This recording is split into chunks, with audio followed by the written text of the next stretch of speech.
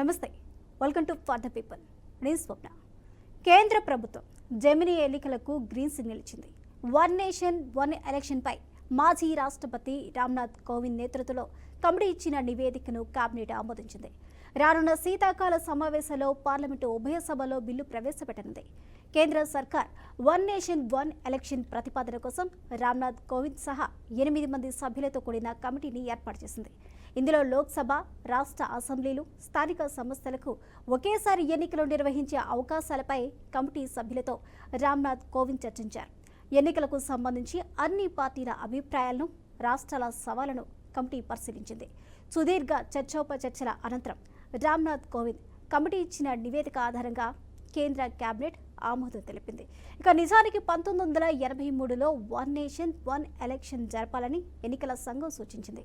1999లో law commission of India ఎన్నికల చట్ట సంస్కరణలపై 170వ నివేదికను సమర్పించింది. 2018లో లా కమిషన్ ఆఫ్ ఇండియా జమిలీ ఎన్నికలపై నివేదిక విడుదల చేసింది. 15 ఆగస్టు 2019 నాటి స్వాతంత్ర దినోత్సవ ప్రసంగంలో దేశమంతటా ఒకే సమయంలో ఎన్నికలు నిర్వహించాలని నిర్ణయించినట్లు ప్రధాని నరేంద్ర మోదీ ఎర్రకోట సాక్షిగా ప్రకటించారు. ఇక సెప్టెంబర్ 1, 2023న మాజీ రాష్ట్రపతి రామ్నాథ్ కోవింద్ అధ్యక్షతన ఒకే దేశం ఒకే ఎన్నికపై కమిటీ ఏర్పాటైంది. సెప్టెంబర్ 2, 2023న కమిటీ సభ్యులను ప్రకటించారు. ఆ కమిటీ అభిప్రాయ సేకరణ చేపట్టి నివేదిక అందించింది. ఆ రిపోర్టుకు ఇప్పుడు కేబినెట్ ఆమోదం తెలిపింది. అయితే పార్లమెంటులో ఈ బిల్లు వస్తే పాస్ అయ్యే పరిస్థితి ఉందా లేదా అనే సందేహాలు వ్యక్తమవుతున్నాయి. ఇక చూసుకున్నట్లయితే మొత్తానికి జెమిని ఎన్నికలకు కేంద్ర కేబినెట్ అయితే గ్రీన్ సిగ్నల్ ఇవ్వడం జరిగింది. అయితే జెమిని ఎన్నికల మీద భిన్న అభిప్రాయాలు వ్యక్తమవుతున్నాయి. ఇప్పటివరకు మనం చూసుకున్నట్లయితే కొన్ని రాష్ట్రాలు వ్యతిరేకత చూపించినప్పటికీ కూడా పార్టీలలో మొత్తం 32 పార్టీలు మద్దతు తెలిపినట్టు తెలుస్తుంది. అలాగే 47 పార్టీలు వారి యొక్క అభిప్రాయాన్ని తెలియజేయడం జరిగింది. ఇందులో మిశ్రమ స్పందన ఏర్పడుతుంది. మరొక పక్క కాంగ్రెస్, ఎంఐఎం రెండు కూడా జమిలీ ఎన్నికలకు సంబంధించి వ్యతిరేక స్వరాన్ని అయితే వినిపిస్తున్నాయి. అసలు మరి జమిలీ ఎన్నికలు పెట్టడం వల్ల వచ్చే లాభాలేంటి, నష్టాలేంటి? అయితే దేశవ్యాప్తంగా ఒకేసారి ఎన్నికలు నిర్వహించాలి అనేది ఇప్పుడు మనకి కొత్త ఏమీ కాదు. గతంలో కూడా మనకి జమిలీ ఎన్నికలు అనేవి జరగడం జరిగింది. 1967 వరకు దేశవ్యాప్తంగా ఒకేసారి ఎన్నికలు నిర్వహించిన చరిత్ర మనకుంది. మరి ఇప్పుడు జమిలీ ఎన్నికలకు సంబంధించి ఎందుకింత రాద్ధాంతం జరుగుతుంది అనేది తెలుసుకుందాం. ఇదే అంశానికి సంబంధించి మనతో పాటు మాట్లాడడానికి డాక్టర్ అందే సత్యం గారు, పొలిటికల్ అనలిస్ట్ మనతో పాటు ఉన్నారు జూమ్ లైవ్లో. అలాగే మనకి బీజేపీ నేత బాజీ గారు ఉన్నారు. అలాగే మనకి కాంగ్రెస్ నేత ఎస్కే బాజీ గారు ఉన్నారు. ముగ్గురికి నమస్కారం అండి. నమస్తే అండి. నమస్కారం సత్యం గారు. డాక్టర్ నమస్తే అండి. జమిలీ ఎన్నికలు ఈరోజు మాట కాదు, ఇది గతంలో బీజేపీ దీనికి సంబంధించి మేనిఫెస్టోలో కూడా ఈ ఎన్నికలకు సంబంధించి పెట్టడం జరిగింది. కాకపోతే కొన్ని అనివార్య కారణాల వల్ల, మధ్యలో కోవిడ్ రావడం వల్ల జనగణన అనేది మధ్యలోనే ఆగిపోయి ఈ ఎలక్షన్కి సంబంధించి వాయిదాల మీద వాయిదాలు పడుతూనే ఉంది. అయితే గ్రీన్ సిగ్నల్ అనేది జమిలీ ఎన్నికలకి ఇప్పుడు కేంద్ర కేబినెట్ తెలిపింది. దీన్ని ఏ విధంగా మనం చూడొచ్చు అంటారు? జమిలీ ఎన్నికల మీద గతంలో చాలా డిబేట్లు జరిగాయి. ఇవాళ జమిలీ ఎన్నికలకు జమిలీ ఎన్నికలు జరగాలి అనుకునే వాళ్ళు ఏమిటంటే, మాట మాటకు ఎన్నికలు జరగటం వల్ల ఖర్చు ఎక్కువ అవుతుంది, ఖర్చు తగ్గించవచ్చు అనేది ఒకటి. రెండవది, ఎలక్షన్ల కోసం ఎక్కువ 5 years లాంగ్ ఎలక్షన్స్ కోసమే సరిపోతా ఉంది, అభివృద్ధి చేయటానికి సమయం దొరకటం లేదనేది రెండవది. మూడవది, ఒకేసారి జరగటం వల్ల ఎన్నికలు రాష్ట్రాలు, కేంద్రం అనేటువంటి ప్రజలు వాళ్ళ పనులు, వాళ్ళ కమిట్మెంట్స్ లేకుండా ఎప్పుడు దీని గురించి ఆలోచించే పరిస్థితి ఏర్పడుతుందని. కాబట్టి ఇలా జరిపితే, ఒకే దేశం ఒకే ఎన్నికలు జరిపితే ఇవన్నీ నివారించవచ్చు అనేది ప్రాథమికంగా ప్రతిపాదనలో ఉన్నటువంటి విషయాలు. ఇంకా 2-3 విషయాలు అదనంగా కూడా చెప్తా ఉన్నారు. అయితే ఇలా జరిపితే రాష్ట్ర ప్రభుత్వాలు మధ్యలోనే కూలిపోతే పరిష్కారం ఏమిటి అంటే, 2 ఏళ్ళు అయిపోయినాక కూలిపోతే మరి 6 నెలల ఎలక్షన్స్ పెడతారు ఎలక్షన్ కమిషన్ నామ్స్ ప్రకారం. కానీ మరి ఇక్కడ ఆ మిగతా 3 సంవత్సరాల గవర్నర్ పాలనే ఉంటుందా, లేదా మళ్ళీ ఎలక్షన్లు పెడతారా? ఎలక్షన్లు రాకుండా ఉండేందుకు ఉన్నటువంటి ఉపాయం ఏమిటి? మధ్యనే కూలిపోతే రాష్ట్రాలు స్థిరంగా ఉండి కేంద్ర ప్రభుత్వం కూలిపోవచ్చు, కేంద్రం స్థిరంగా ఉండి రాష్ట్ర ప్రభుత్వాలు కూలిపోవచ్చు. అటువంటప్పుడు ఇలా జరిగినప్పుడు ఎలా ఎదుర్కొంటారు అనేటువంటి విషయం ఒకటి. రెండవది, పార్టీ మారితే సభ్యత్వం రద్దు అవుతుంది అన్నటువంటి వాటికి ఇవాళ గ్యారంటీ లేదు. వాటికి రకరకాలైనటువంటి లీకేజెస్ ఉన్నాయి. అందుకని ఇప్పటికి కూడా పార్టీలు మారటం ఆగట్లేదు, తర్వాత కూల్చోవటం ఆగట్లేదు, తర్వాత వాళ్ళతోటి రిజైన్ చేయడం ఆగట్లేదు. కాబట్టి ఇవి యథావిధ కొనసాగుతున్నాయి ఆ చట్టాలు వచ్చినప్పటికీ. కాబట్టి ఇవి ఆపలేనప్పుడు రాష్ట్ర ప్రభుత్వాలు మధ్యలో కూలిపోకుండా ఆపగలవా? ఇది మరొక ప్రశ్న. తర్వాత రెండోది, రామ్నాథ్ కోవింద్ కమిటీ బీజేపీ అభిప్రాయాలకు భిన్నంగా రికమెండేషన్ చేస్తుందని ఎవరికి పెద్దగా అంచనా లేదు. కాబట్టి సహజంగానే రామ్నాథ్ కోవింద్ కమిటీ కూడా జమిలీ ఎన్నికలకు అనుకూలంగానే తీర్పిస్తారు. బీజేపీ మిత్రపక్షాలు కూడా జమిలీ ఎన్నికలకు అనుగుణంగానే ఒకటి రెండు తప్ప అనుకూలంగానే ఉండేటువంటి అవకాశం ఉంది. కాబట్టి ఇవాళ ఈ పరిస్థితులు ఉంటే నేనేమంటానంటే, ఇలా అస్తవ్యస్త పరిస్థితులు, ముఖ్యంగా ఎన్నికల్ని బాగా షాబొట్టేస్తుంది డబ్బులు.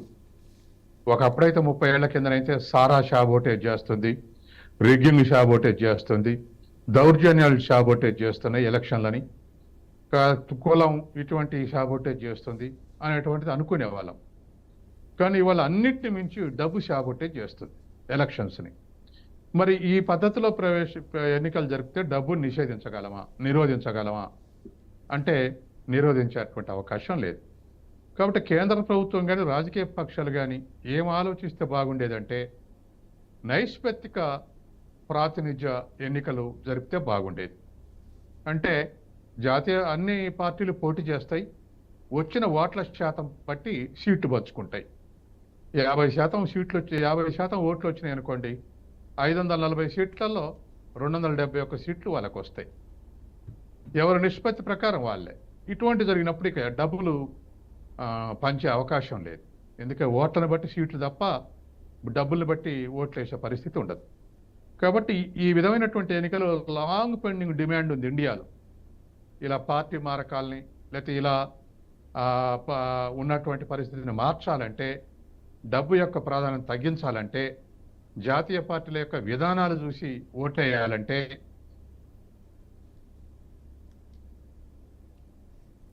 ఓకే సత్యం గారు, ఒక నిమిషం హోల్లో ఉండండి.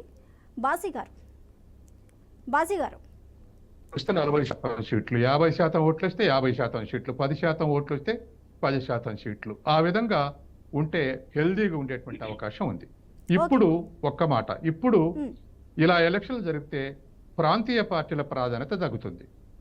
ఒకేసారి ఎలక్షన్ జరిగినప్పుడు నేషనల్ ఎజెండానే చర్చనీయాంశంగా ఉంటుంది.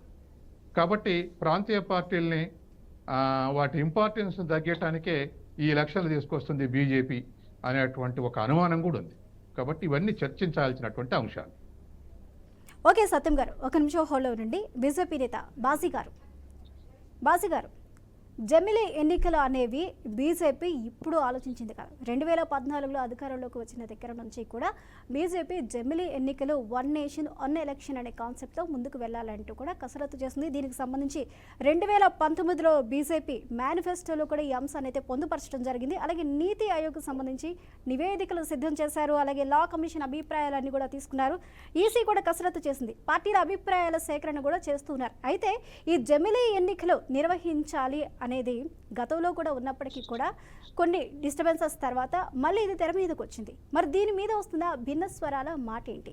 దీన్ని ఎంతవరకు బీజేపీ సక్సెస్ఫుల్గా శీతాకాల సమావేశాల్లో కేబినెట్లో పెట్టి ఆమోదం పొందే అవకాశాలు ఉన్నాయని చెప్తున్నారు. మరి ఎంతవరకు సక్సెస్ఫుల్గా ఇది చేసే అవకాశాలు కనిపిస్తున్నాయి? బాసీ గారు, ఇక్కడ ఒకటి, స్వప్న గారు నమస్కారం, అదేవిధంగా ప్యానల్ ఉన్నటువంటి మిగతా పెద్దలతో కూడా నమస్కారం తెలియజేస్తా ఉన్నాను. ఒకటి, జమిలీ ఎన్నికలు అవసరమా అంటే, భారత స్వాతంత్రం తర్వాత దేశం మొత్తం ఒకే ఎన్నికలు జరిగితే ఖర్చుకు సంబంధించి కానీ, లేకపోతే రాజకీయ పరమైనటువంటి ప్రభుత్వ ఏర్పాటు సంబంధించి కానీ, లేకపోతే స్థానిక సంస్థలతో కలుపుకొని దేశాన్ని పరిపాలించేటువంటి అంశంలో ఏకకాలంలో జరిగేటువంటి ఎన్నికల పేరు మీద మొత్తం దేశాన్ని ఒకే పద్ధతిలో, ఒకే విధానం మీద, ఒకే రాజకీయ వ్యవస్థ, భిన్నమైనటువంటి వ్యవస్థలతో కాకుండా పరిపాలించేటువంటి పరిపాలనా పరిస్థితి దేశం మొత్తం ఉంటుందనేది ఒక బలమైన నమ్మకం అదే నమ్మకాన్ని స్వతంత్రం తర్వాత దాదాపు 1967 వరకు కూడా కొనసాగినటువంటి పరిస్థితి. అవును. జమిలీ ఎన్నికల వ్యవస్థే జరిగేటువంటి వ్యవస్థని కాంగ్రెస్ పార్టీ చేసినటువంటి కొన్ని అంశాలు ఏవైతే ఉన్నాయో, రాష్ట్రాల్లో ఉన్నటువంటి పాలనని రద్దు చేయటం, గవర్నర్ల పాలన పెట్టడం, ఇటువంటి ప్రక్రియ జరిగిన తర్వాత నిదానంగా రాష్ట్రాల పరిపాలనా వ్యవస్థలో వచ్చినటువంటి మార్పుల ఫలితంగా దేశవ్యాప్తంగా కాంగ్రెస్ వ్యతిరేకంగా ఏర్పడినటువంటి ప్రాంతీయ పార్టీలు, ఈ రాష్ట్రం ఈ దేశంలో అసలు ప్రాంతీయ పార్టీ వ్యవస్థ వచ్చింది కాంగ్రెస్ పార్టీ వ్యతిరేకంగా ఆలోచన ధోరణితో కలిగినటువంటి పరిస్థితి. ఆ యొక్క పార్టీల యొక్క ఆలోచన ప్రకారం జరిగినటువంటి ఎన్నికలు ఏవైతే ఉన్నాయో ఇవి కాస్త రాష్ట్రాల వారీగా మారటం, రాష్ట్రాల నుంచి ఆ యొక్క ఎంపీటీసీ, జడ్పీటీసీ సంబంధించినటువంటి కింద సర్పంచ్ ఎన్నికలు కూడా మొత్తం మార్పు జరగటం, పూర్తిగా 1967 తర్వాత ఈనాటి వరకు జరుగుతున్నటువంటి ఎన్నికలలో ఒక దేశంలో పరిపాలించాల్సినటువంటి ప్రభుత్వం ఏదైతే ఉందో దాని ప్రభుత్వం యొక్క పని ఏంటంటే 3 నెలలకోసారి ఎన్నికలు, ఆ ఎన్నికలకు సంబంధించినటువంటి ప్రచారాలు, ఆ ప్రచారాలకు సంబంధించినటువంటి ఏర్పాట్లకు సంబంధించి పనే తప్ప దేశంలో పరిపాలించుకున్నటువంటి పరిస్థితి కానీ, లేకపోతే కావాల్సినటువంటి ప్రజలకు అవసరమైనటువంటి చట్ట రూపాంతరాలు చేసేటువంటి పరిస్థితి కానీ, దేశ ఆర్థిక సంబంధించినటువంటి అభివృద్ధి కానీ వీటి గురించి ఆలోచించేటువంటి అవకాశం లేకుండా పోతుందండి. దీని వల్లనే భారతీయ జనతా పార్టీ ఆనాడు కాంగ్రెస్ పార్టీ ఏ విధంగా అయితే అన్ని సంవత్సరాల పాటు చేసిందో అదే విధానాన్ని ఈ రోజు కావాలని కోరుకుంటుంది. ఇందులో ప్రతిపక్షాలు ఎవరు కూడా విమర్శించాల్సినటువంటి అవసరం, లేకపోతే ప్రాంతీయ పార్టీలు బాధపడాల్సినటువంటి అవసరం కూడా లేదండి. ఒకవేళ ఆ ప్రాంతీయ పార్టీ ఆ రాష్ట్రంలో గెలిచేటువంటి అవకాశం ఉందనుకోండి, అది కూడా గెలుస్తుంది. ఆ రాష్ట్రం నుంచి ఆ జమిలీ ఎన్నికల్లో అది గెలుస్తుంది. దేశంలో పరిపాలించేటువంటి పార్టీ ఒకటి ఉండొచ్చు, ప్రాంతంలో పరిపాలించేటువంటి పార్టీ ఒకటి ఉండొచ్చు. దానివల్ల వచ్చే ఇబ్బంది ఏమీ లేదు.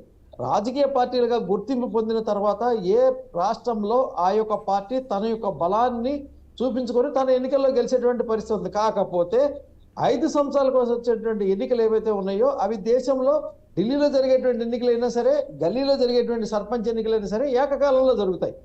దీనివల్ల కాలం ముగుస్తూ ఒకేసారి జరుగుతుంది, నిర్మాణ వ్యయం తగ్గుతుంది, ఉద్యోగస్తులకు బాధలు తప్పుతాయి, ప్రజలకి నిరంతరం ఎన్నికల కోసం ఆలోచించేటువంటి పరిస్థితి పూర్తిగా చట్టానికి కానీ, లేకపోతే కోర్టు సంబంధించి కానీ, లేకపోతే ఎన్నికల వ్యవస్థ సంబంధించి కానీ ఈ ప్రతి పని కూడా సానుకూలతమైనటువంటి పద్ధతిలో పోయేటువంటి వ్యవస్థ ఉంటుందండి.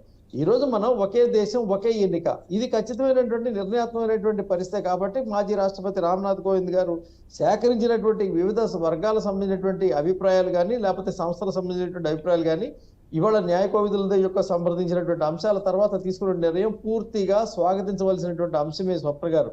ఇందులో ఎటువంటి ఇబ్బంది లేదు. ఏదైతే ఆనాడు ఇందిరాగాంధీ గారు, నెహ్రూ గారు అనుకరించారో, ఆమోదింపజేసి పూర్తిగా వారు ఏ విధంగా అయితే దేశాన్ని జమిలీ ఎన్నికల్లో నడిపారో అదే ఈ రోజు నరేంద్ర మోడీ గారు కావాలనుకుంటున్నారు. అదే చేస్తే ఈ రోజున ఇబ్బంది లేకుండా ఉంటుంది అనేటువంటి వాస్తవమైన విషయాన్ని, నడుస్తున్నటువంటి నష్టాల నుంచి బయటపడి దేశాన్ని ఖర్చు లేనటువంటి ఎన్నికలు నిర్వహించాలి, అదేవిధంగా సమయం పాలన పోయేటువంటి విధానం కాకుండా సమయం ప్రజల కోసం కేటాయించేటువంటి ఒక విధానం రావాలని చెప్పని ఇది ఒకే దేశం ఒకే ఎన్నికైనటువంటి విధానం ఎంచుకోవడం జరిగింది. ఇది పూర్తిగా దేశంలో ఉన్నటువంటి ప్రజాస్వామ్యయుతమైనటువంటి ప్రజల అభిష్టం మేరకు జరుగుతున్నటువంటి ప్రక్రియ అని చెప్పి తెలియజేస్తా ఉన్నానండి. ఓకే బాజీ గారు, ఒక నిమిషం హోల్డ్ అవ్వండి. ఎస్కే బాజీ గారు, కాంగ్రెస్ నేత. బాజీ గారు, జమిలీ ఎన్నికలు అనేవి ఇప్పుడు మనకి కొత్త కాదు. ఎప్పుడైతే ఇందిరాగాంధీ హయాంలో ఎమర్జెన్సీ విధించక ముందు వరకు కూడా ఈ జమిలీ ఎన్నికలు అనేవి కొనసాగడం జరిగింది.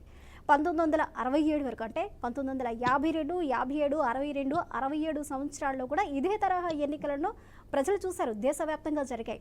అలాంటప్పుడు అప్పటి వరకు జరిగిన ఎన్నికలని యాక్సెప్ట్ చేసిన కాంగ్రెస్ ప్రభుత్వం, కాంగ్రెస్ పార్టీ ఇప్పుడు ఎందుకు దీని మీద వ్యతిరేక స్వరాన్ని వినిపిస్తుంది? పార్లమెంటులో పెట్టబోయే ఈ బిల్లుని అడ్డుకుంటామంటూ కూడా ఎందుకు చెప్పవలసి వస్తుంది? దీనివల్ల మీకొచ్చే నష్టం ఏంటి? ముందుగా మీకు అట్లాగే బీఆర్కే ఛానల్ వీక్షకులకి, ప్యానెల్లో మిత్రులకి నా నమస్కారాలు, శుభ సాయంత్రం. నమస్కారం అండి. నేను ముందుగా కాంగ్రెస్ పార్టీ తరఫున నేను చెప్పదలుచుకుంది ఒకటే. చెప్పండి. 1967 వరకు కాంగ్రెస్ పార్టీ చెందిన జవహర్లాల్ నెహ్రూ కానివ్వండి, తర్వాత ఇందిరాగాంధీ కానివ్వండి, అమలు జరిపిన విధానాల్ని వాళ్ళని వ్యతిరేకించే బీజేపీ ఇవాళ ఎందుకు సమర్థిస్తుంది? ఇందిరాగాంధీని, జవహర్లాల్ నెహ్రూ గారిని, తర్వాత కాంగ్రెస్ పార్టీని బద్ద శత్రువులుగా, దేశ ద్రోహులుగా విమర్శించే భారతీయ జనతా పార్టీ ఈవేళ వాళ్ళు ఆ రోజుల్లో ఎప్పుడో 60 సంవత్సరాల క్రితం అనుసరించిన విధానాల్ని ఇవాళ ఎందుకు సమర్థిస్తుంది? ఇది నా మొట్టమొదటి క్వశ్చన్. రెండవ పాయింట్ ఏంటంటే ఈరోజు ఎప్పుడో 1967 తర్వాత 69లో ఎలక్షన్ కానివ్వండి, 69 తర్వాత జరిగిన పరిణామాల్లో అర్ధాంతరంగా కొన్ని రాష్ట్రాల శాసనసభలు రద్దయిపోయినాయి. అప్పుడు మళ్ళీ మధ్యంతరంగా ఎన్నికలకు వెళ్లాల్సిన పరిస్థితి ఏర్పడింది. ఆ తర్వాత జరుగుతున్న పరిణామ క్రమంలో ఈ జమిలీ ఎన్నికలు ఒకేసారి రాష్ట్రాలకి, దేశానికి, లోక్సభకి కూడా ఎన్నికలు జరిగే విధానం అంత సరైన విధానం కాదు ఈ ప్రజాస్వామ్య వ్యవస్థలో అనేది క్రమక్రమంగా బలపడుతూ వస్తూ, ఆ తర్వాత క్రమంలో ఈ దేశంలో అనేక రాష్ట్రాల్లో అనేక ప్రాంతీయ పార్టీలు పుట్టుకు రావడం, ప్రాంతీయ ఆపేక్షలు, ప్రాంతీయ ఆకాంక్షలు పెరగటం జరుగుతూ వచ్చినాయి. సో ఇప్పుడు మనం ఆధునిక యుగంలో వెళ్తున్నాం. కాలం మారిపోతా ఉంది. మారుతున్న పరిస్థితులకు అనుగుణంగా ప్రజల యొక్క ఆకాంక్షలు, మైండ్ సెట్ మారుతున్నాయి. అట్లాగే రకరకాల కొత్త పార్టీలు పుట్టుకొచ్చినాయి. ఆ పార్టీలు కూడా ఎందుకు పుట్టుకొస్తున్నాయి? ఆ local importance, local issues, local సమస్యలు, లోకల్ ఉన్న ప్రజల యొక్క మైండ్ సెట్, దాని ప్రకారంగా కూడా పార్టీలు బలపడుతూ వస్తున్నాయి. ఒక దేశంలో ఉన్న సమస్యలకి, రాష్ట్రంలో ఉన్న సమస్యలకి సంబంధం ఉండదు. కాబట్టి ఏంటంటే మన దేశం అతిపెద్ద ప్రజాస్వామ్య వ్యవస్థ, ప్రజాస్వామ్య దేశం. ఇంత పెద్ద ప్రజాస్వామ్య దేశంలో వన్ నేషన్ వన్ ఎలక్షన్ అనే ఒక సిద్ధాంతం కానివ్వండి, ఆ నినాదం కానివ్వండి చెల్లుబాటు కాదు. దీనికి కాంగ్రెస్ పార్టీ తీవ్రంగా వ్యతిరేకిస్తున్నది. కారణం ఏంటంటే బీజేపీ రాజ్యాంగ విరుద్ధంగా గతంలో ఎప్పుడో రాచరికపు పోకడలతోటి బీజేపీ పరిపాలన చేస్తుంది. ఈ దేశంలో ప్రాంతీయ పార్టీల్ని, చిన్న పార్టీలను అణగదొక్కి ప్రజల గొంతు నురిమి ఉద్యమాలు, ప్రజల ఆకాంక్షలు, ప్రజల గొంతుల్ని లేవనీయకుండా చేయటం, అట్లాగే చిన్న పార్టీల యొక్క గొంతుల్ని పిసకటం ధ్యేయంగానే ఈ దేశంలో జమిలీ ఎన్నికల్ని ప్రతిపాదన తీసుకొచ్చింది. నేను ఇంకోటి కూడా చెప్తున్నానండి. ఏదైతే ఈ జమిలీ ఎన్నికలకి కోసం అని నియమించిన కమిటీకి ఒక స్టాండిటీ లేదు. రామ్నాథ్ కోవింద్ అండ్ కో వాళ్ళ యొక్క ఏదైతే తయారు చేసిన సమర్పించిన నివేదికని మేము నమ్మటం లేదు. మేమే కాదు, ఈ దేశంలో ప్రజలు కూడా పూర్తిగా విశ్వాసం చూపించడం లేదు. కాబట్టి ఏంటంటే ఈ దేశంలో జమిలీ ఎన్నికలు సాధ్యం కావు. మోర్ ఓవర్ రేపు ఈ ప్రతిపాదన ఏదైతే ఉందో పార్లమెంట్ లో కానివ్వండి, రాజ్యసభలో కానివ్వండి, అవి నెగ్గే పరిస్థితి ఉండదు. ఈ దేశంలో ఉన్న అనేక ప్రాంతీయ పార్టీలు దీన్ని ఒప్పుకోవాలి. అట్లాగే 2 సభల్లో కూడా ఈ బిల్లు పాస్ అవ్వాలి. అంటే దీనికి ఎవరు కూడా ఇది అందరి యొక్క మద్దతుని పొందే అవకాశం లేదండి. కారణం ఏంటంటే ఎగ్జాంపుల్ చెప్తాను. కేంద్రం స్థాయిలో పరిపాలన వ్యవస్థ వేరు, అక్కడ ఉన్న ఇష్యూస్ వేరు, స్థానికంగా ఉండే పరిపాలన పద్ధతులు వేరు, స్థానికంగా ఉండే సమస్యలు వేరు, ప్రజల ఆకాంక్షలు వేరు. ఇది కేవలం ఏంటంటే ఒకేసారి రెండింటికి ఎన్నికలు జరగటం వల్ల కేంద్రంలో ఉన్న ఇష్యూస్ మీద ఎక్కువ ఫోకస్ అయ్యి రాష్ట్రాలలో ఉన్న స్థానికంగా ఉన్న ఇష్యూస్ మరుగున పడతాయి. స్థానికంగా ఉన్న ప్రాంతీయ పార్టీలకు అన్యాయం జరుగుతుంది, ప్రజలకి న్యాయం జరగదు. కానీ సమస్యల్ని పరిష్కరిస్తారని ప్రాంతీయ పార్టీలను, లోకల్ పార్టీలను, నాయకులను ఎన్నుకునే పరిస్థితి అంతా కూడా తారుమారైపోతుంది. కాబట్టి ఈ దేశానికి ఈ విధానమైన ఒక్క నిమిషం అమ్మా, లెట్ మీ కంప్లీట్. ఈ దేశంలో ఇటువంటి విధానం అనేది సూట్ కాదు. కాబట్టి కాంగ్రెస్ పార్టీ దీన్ని వ్యతిరేకిస్తా ఉందాం. చెప్పండి బాజీ గారు. కొన్ని రాష్ట్రాల సపోర్ట్ కావాలి అన్నారు, సగానికి సగం రాష్ట్రాల సపోర్ట్ ఈ బిల్లుకి కావాలి. అదేవిధంగా ఆ విధంగా కూడా మనం చూసుకున్నట్లయితే రాష్ట్రంలో ఎన్డీఏ పాలక పక్షాల మెజార్టీ అనేది ఉంది. అదేవిధంగా రాజ్యసభలో బలం లేకపోయినా సపోర్ట్ చేసే పార్టీలు కూడా ఉన్నాయి. అలాంటప్పుడు బిల్ పాస్ అవ్వకుండా ఏ విధంగా ఆపే అవకాశాలు ఉన్నాయంటారు? ఆ టైం వచ్చినప్పుడు అంతా కూడా బహిర్గతం అవుతుందమ్మా. ఎందుకంటే ఈవేళ మనం ఓవరాల్ గా చెప్పుకోవటం కాదు. అయితే ఈ రాజ్యాంగానికి 4-5 అధికారాలకి సవరణ జరగాల్సిన అవసరం ఉంది. ఈ జమిలీ ఎన్నికలను ఇంప్లిమెంట్ చేయాలంటే. సో ఏంటంటే అంత ఈజీగా పాస్ అయ్యే అవకాశం లేదనేది మా అభిప్రాయం. పార్టీలు ఇవాళ ఏదో ఓవరాల్ గా మాట్లాడుకున్నంత మాత్రాన రేపు ప్రొద్దున ఏదైతే పార్లమెంట్ లో కానీ, రాజ్యసభలో కానీ దీనికోసం ఓటింగ్ జరుగుతున్న పరిణామ క్రమంలో అనేక మార్పులు వస్తాయి. అంత తేలిగ్గా కూడా ప్రాంతీయ పార్టీలు కానివ్వండి, చిన్న పార్టీలు కానివ్వండి యాక్సెప్ట్ చేసే అవకాశం అనేది ఉండదు. ఇది మా అభిప్రాయం. ఓకే బాజీ గారు, ఒక్క నిమిషం హోలో ఉండండి. అందరూ సత్యం గారు, ఈ బిల్లు పాస్ అవ్వాలి అన్న ఈ జమిలీ ఎన్నికలకు ముందుకు వెళ్ళాలి అన్నా కానీ రాజ్యాంగ సవరణ అనేది ఇక్కడ మనం ప్రధానంగా మాట్లాడుకోవాలి. ఇందులో 5 రాజ్యాంగ సవరణలు చేయవలసి ఉందిగా లా కమిషన్ ఇచ్చిన నివేదిక ఏదైతే ఉందో, రిపోర్ట్ ఏదైతే ఉందో దాంట్లో చెప్తున్నారు. మరి 5 రాజ్యాంగ సవరణని ఎంతవరకు మార్చే అవకాశాలు ఉంటాయంటారు? రాజ్యాంగ సవరణ కావాలంటే 2/3 మెజారిటీ పార్లమెంట్లో కావాలి. కాబట్టి ఇవాళ ఉన్నటువంటి పరిస్థితుల్లో అలా సపోర్ట్ తిరిగేటువంటి అవకాశం లేదు. ఇదొకటి. రెండోది, మీరు 67 ముందు 67 తర్వాత పోలుస్తున్నారు. 77 వరకు ఎలక్షన్స్ కమర్షియలైజ్ కాలేదు. అంటే దౌర్జన్యాలు, రిగ్గింగ్లు ఎక్కువ ఉండేవి తప్ప డబ్బులు ఖర్చు పెట్టుడు తక్కువ. 80 తర్వాతనే ఎలక్షన్స్ కమర్షియలైజ్ అయినాయి. కమర్షియలైజ్ అయిన తర్వాత డబ్బు ప్రాధాన్యత పెరిగింది. ఇప్పుడు ఈ సంవత్సరం పార్లమెంట్ జరిగే ఎలక్షన్లో ఇంకా అంచనాలు రాలేదు, కానీ గత పార్లమెంట్ ఎలక్షన్లు జరిగినప్పుడు ఒక రాజకీయ పార్టీ 27,000 కోట్లు ఖర్చు పెట్టిందని అంచనా వచ్చింది. మరొక రాజకీయ పార్టీ 5,000 కోట్లు ఖర్చు పెట్టింది. ఇక ప్రాంతీయ పార్టీలు తలా 1,000 కోట్లు 800 కోట్లు ఖర్చు పెట్టాయి. మొత్తం దరిదాపు 35,000 కోట్లు ఖర్చు పెట్టిందని చెప్పేసి ఒక అంచనా ఉంది. కాబట్టి ఇన్ని డబ్బులు ఖర్చు పెట్టి ప్రజాభిప్రాయాన్ని హైజాక్ చేస్తున్నప్పుడు జమిలీ ఎన్నికల వల్ల అది దాన్ని మానిపించడం సాధ్యం అవుతుందా, అది నిరోధించడం సాధ్యం అవుతుందా? మొదటి ప్రశ్న. రెండో ప్రశ్న, అనేక సార్లు ఎలక్షన్ల వల్ల ఖర్చు అవుతుంది అనేది, ఎలక్షన్లకు అయ్యే ఖర్చు 1,000 కోట్లే, 1,000-1,500 కోట్లే. కాబట్టి 1,010 ప్రభుత్వానికి అయ్యే ఖర్చు 1,010-1,500 కోట్లే. కానీ రాజకీయ పార్టీలు, ప్రైవేటు వ్యక్తులు పెట్టే ఖర్చు బహుశా ఈ సంవత్సరం అయితే 50,000 కోట్లు అయి ఉంటుంది. 6,00,000 కోట్లు ఖర్చు పెట్టి ఉంటారు. అందుకని గవర్నమెంట్ అయ్యేటువంటి ఖర్చుని పెద్దగా లెక్కించాల్సిన పని లేదు. ఇప్పుడు వ్యక్తులు, సంస్థలు పెట్టే ఖర్చును నిరోధించాలి. అప్పుడు డెమోక్రసీ పర్ఫెక్ట్గా పనిచేస్తుంది. కానీ ఇది హైజాక్ చేస్తున్నారు, డబ్బుతోటి హైజాక్ చేస్తున్నారు. 2,000, 3,000, 5,000 ఓటుకిచ్చి వాళ్ళ అభిప్రాయాన్ని హైజాక్ చేస్తున్నారు. అది మానిపిస్తే ఇవాళ డెమోక్రసీ సస్టైనబుల్గా ఉంటుంది, అది నిజాయితీగా ఉంటుంది. అది చేయకుండా ఇప్పుడు జమిలీ ఎన్నికల వల్ల రాష్ట్రాలు, కేంద్రం ఒకేసారి ఎలక్షన్లు జరుగుతాయి. మీరు దానికి ఎప్పుడో ఊహించుకోవాల్సిన పని లేదు. ఇప్పుడే పార్లమెంట్, అసెంబ్లీ ఎలక్షన్లు ఒకేసారి జరిగినటువంటి ఉదాహరణలు తీసుకోండి. రాష్ట్రంలో అసెంబ్లీ ఎన్నికలు, తర్వాత కేంద్రంలో జరిగినటువంటి ఎన్నికలు ఒకేసారి తీసుకోండి. ఎప్పుడైనా ఏముంటుంది, కేంద్రంలో గెలిచే పార్టీకి అనుకూలంగా రాష్ట్రంలో కూడా అసెంబ్లీ ఫలితాలు వస్తున్నాయి, లేదా పొత్తు పెట్టుకున్న పార్టీకి అనుకూలంగా వస్తున్నాయి. అంటే దాని అర్థం ఏమిటి? రాష్ట్రాల ఎజెండా వేరు, కేంద్రం యొక్క ఎజెండా వేరు. రాష్ట్రం ఎజెండా హైజాక్ చేయబడుతుంది. అంటే రాష్ట్ర ప్రజలు రాష్ట్ర అభివృద్ధికి ఏం వ్యూహం కోరుకుంటున్నారో దానికి ప్రాతినిధ్యం దొరకదు. కేవలం మీడియా కానీ లేకపోతే ఇతరత్ర ఏదైనా చర్చ నేషనల్ ఎజెండా మీద జరుగుతుంది. తర్వాత ఇంకా పర్టికులర్ చెప్పాలంటే మోడీ వర్సెస్ రాహుల్ జరుగుతుంది. ఈ ములాయం, చంద్రబాబు, కేసీఆర్ వీళ్ళందరూ డిసప్పేర్ అయిపోతారు.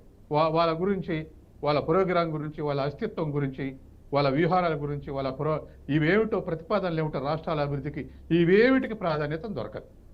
ఇది మన ఇండియా అనేది బహుళ భాషలు, బహుళ జాతులు కలిసినటువంటి దేశం. ఏదైనా ఒకే రాష్ట్రం ఉండి, చిన్న దేశం ఉండి, ఆ చిన్న దేశాల్లో ఏ కౌంటీలు ఉన్నటువంటి చిన్న చిన్న రాష్ట్రాల్లో ఇది అమలు జరగడానికి తేలికేం. కానీ ఇంత పెద్ద దేశంలో ఒకేసారి జరిపి ప్రజలందరినీ ఒత్తిడి గురి చేయటం అనేది కరెక్ట్ కాదు. తర్వాత రెండవది, మనం చూస్తున్నాం కదా, అసెంబ్లీ ఎన్నికల ఎలక్షన్లో రిజల్ట్స్ ఓ తిరిగి వస్తే, లోకల్ బాడీ ఎలక్షన్ల రిజల్ట్స్ ఓ తిరిగి వస్తున్నాయి. ఎందుకు వస్తున్నాయి అట్లా? మరి ఎందుకు వస్తున్నాయి అట్లా అంటే, స్థానిక అభ్యర్థులు ప్రజలకు దగ్గర, ప్రజల మధ్య ఉండేటువంటి అభ్యర్థులు. ఎవరు ప్రజల మధ్య ఉంటారు, ఎవరు కాస్త గ్రామాన్ని అభివృద్ధి చేస్తారనే ప్రకారం వేస్తారు. రేపు ఒకేసారి జరిగితే వాటిని కూడా చూసే అవకాశం లేదు. కాబట్టి ఈ డైవర్సిఫైడ్ డెమోక్రసీ అనేటువంటిది అది యూనిఫైడ్ డెమోక్రసీగా మారుద్ది. అంటే దేశ స్థాయిలో జరిగేదే డెమోక్రసీ, మిగతా రాష్ట్రాలు, లోకల్ బాడీ ఎలక్షన్లు జరిగే అన్ని కూడా హైజాక్ చేయబడతాయి దాని వెనకాల. అందుకని ప్రజల అభిప్రాయాన్ని కానీ, లోకల్గా ఉండేటువంటి వాళ్ళ ఇంట్రెస్ట్లు కానీ, వాళ్ళ పర్పస్లు కానీ సర్వ్ అయ్యేటువంటి అవకాశం లేదు. ఇవాళ బీజేపీ అధికార పార్టీకి ఉండొచ్చు, రేపు మరొక పార్టీ అధికారంలో ఉంటే కూడా అదే మంచి జరగాలి. బీజేపీ వాళ్ళు ఏమంటారు, ఇది ఒకేసారి జరుగుతాయి, ఒకే అభిప్రాయం, స్థిరంగా పరిపాలిస్తాం అనుకుంటారు. రేపు బీజేపీ శాశ్వతం, కాంగ్రెస్ శాశ్వతం కాదుగా. మరొక జాతీయ పార్టీ రావచ్చు.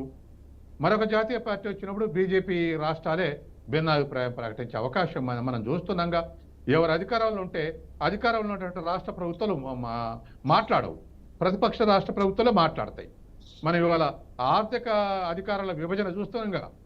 జిఎస్టీ చూస్తున్నాగా బీజేపీ రాష్ట్రాలు గిమ్మును ఉంటున్నాయి, అదే పార్టీ అధికారంలో ఉంది కాబట్టి. ఆ ప్రతిపక్షాలు మాట్లాడుతున్నాయి. రేపు కాంగ్రెస్ అధికారంలో వాళ్ళకి వస్తే మాకు రాష్ట్రాలకు ఆర్థిక అధికారాలు ఎక్కువ కావాలి, పన్నుల వాటాలు ఎక్కువ కావాలి, సెస్సుల వాటా కావాలి, ఇవన్నీ డిమాండ్లు పెడతాయి, సహజం అది. కాబట్టి ఇవాళ భిన్న రాష్ట్రాల సమాఖ్య కాబట్టి, భిన్న జాతుల సమాఖ్య కాబట్టి, భిన్న మతాలు కలిసి ఉన్నటువంటి దేశం కాబట్టి అందరి అభిప్రాయాలకు చోటు దొరికేటువంటి అవకాశం ఉంది భిన్న సమయాల్లో ఎలక్షన్లు జరిగితే. తర్వాత ఉద్యోగస్తులకు ఎన్నాలంటే అన్ని కలిపితే కేంద్ర ప్రభుత్వానికి 3 రోజులు, రాష్ట్ర ప్రభుత్వ ఎలక్షన్లకు 3 రోజులు, లోకల్ బడి ఎలక్షన్లకు 3 రోజులు, మొత్తం 9 రోజులు ఉద్యోగస్తులకు పోయేటువంటి రోజులు, వర్కింగ్ డేస్ నష్టం అయ్యేది. వాటికి మన వాళ్ళు ప్రయత్నం చేస్తున్నవారు ఏది వర్కింగ్ డేస్లో, హాలిడేస్లో వర్కింగ్ డేస్ క్రియేట్ చేసి దాన్ని కాంపెన్సేట్ చేస్తున్నారు. అదే వదిలేయట్లే, వాళ్ళకు లీవ్స్ ఇచ్చి ప్రిజర్వ్ చేసి తర్వాత వర్కింగ్ డేస్ పెంచుకుంటున్నారు. అందుకని ఉద్యోగస్తులకు నష్టం అయ్యేటువంటి అవకాశం లేదు. నాకున్నటువంటి ఒపీనియన్ ఎలా, ఎలక్షన్ లో డబ్బు ప్రాధాన్యత తగ్గించాలంటే నైష్పత్తిక ప్రాతినిధ్య ఓటింగ్ పెడితే, దేశవ్యాప్తంగా రాష్ట్ర వ్యాప్తంగా పార్టీలు పోటీ చేస్తే వాటికి వచ్చే ఓటింగ్ శాతం బట్టి సీట్లు పంచుకుంటే అప్పుడు న్యాయం జరుగుద్ది. ఈ డబ్బు ప్రాధాన్యత పోద్ది.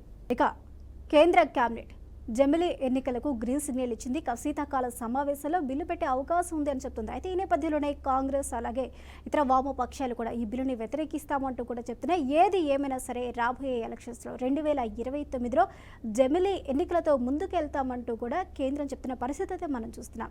అయితే మనకి మరొక గెస్ట్ అయితే యాడ్ అయ్యారు, సీనియర్ జర్నలిస్ట్ జయసారథి గారు. ముందుగా వారిని ఇంట్రడ్యూస్ చేస్తున్నాం. జయసారథి గారు నమస్కారం అండి. చెప్పండి. ఓకే, జయసారథి గారు ఒక నిమిషం హోల్లో ఉండండి. బాజీ గారు మాట్లాడిన తర్వాత మళ్ళీ మనం మాట్లాడతాం.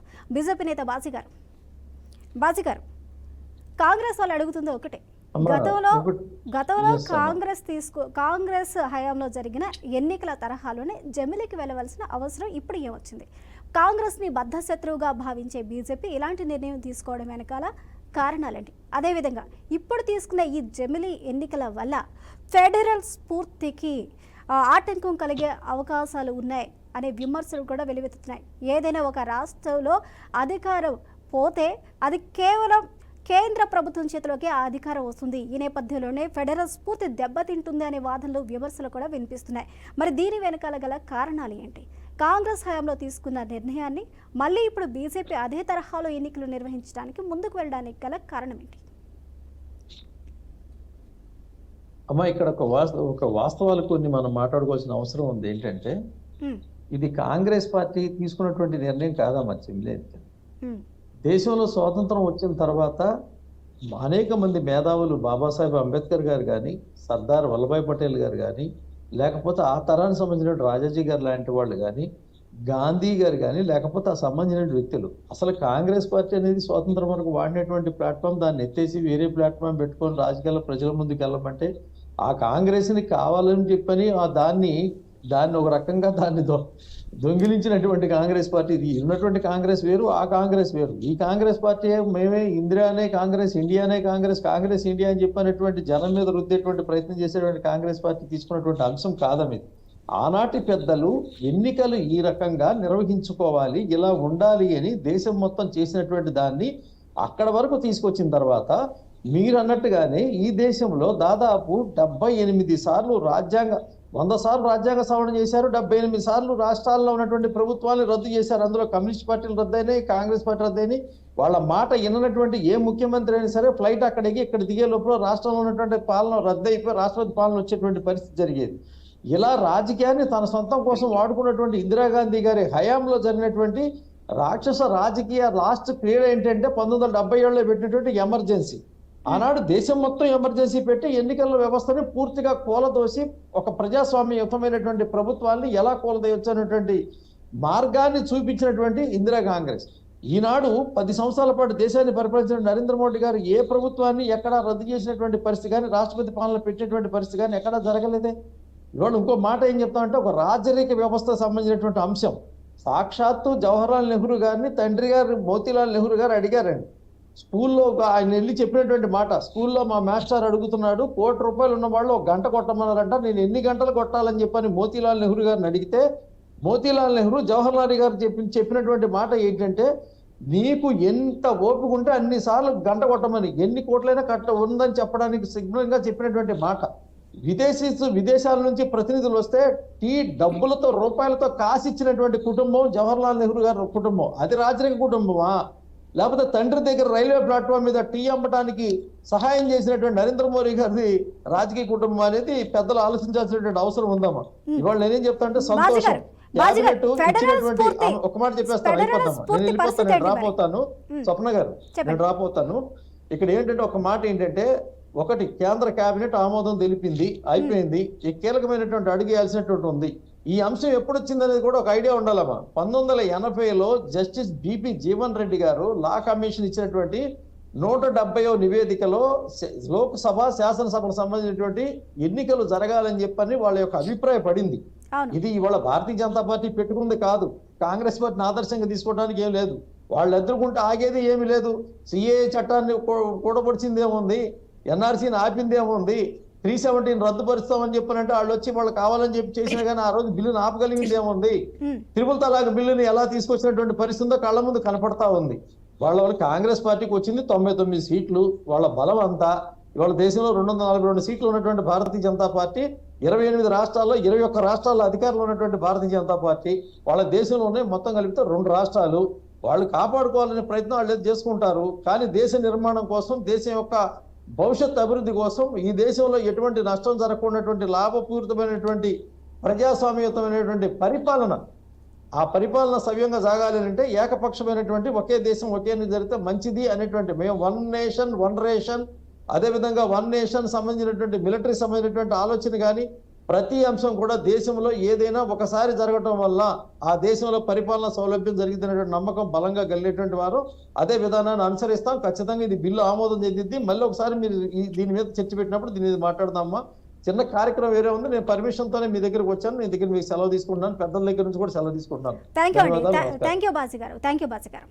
ఓకే, జయసారథి గారు, జమిలీ ఎన్నికలకు సంబంధించి రామ్నాథ్ కోవింద్ 18,626 పేజీల నివేదికను కేంద్ర ప్రభుత్వానికి ఇవ్వడం జరిగింది. ఆ నివేదిక ఆధారంగా అందరి అభిప్రాయ సేకరణ తీసుకొని బిల్లు ఆమోదించే కార్యక్రమంలో వడివడిగా కేంద్ర ప్రభుత్వం ముందుకు అడుగులు వేస్తుంది అని చెప్పడంలో ఎలాంటి సందేహం లేదు.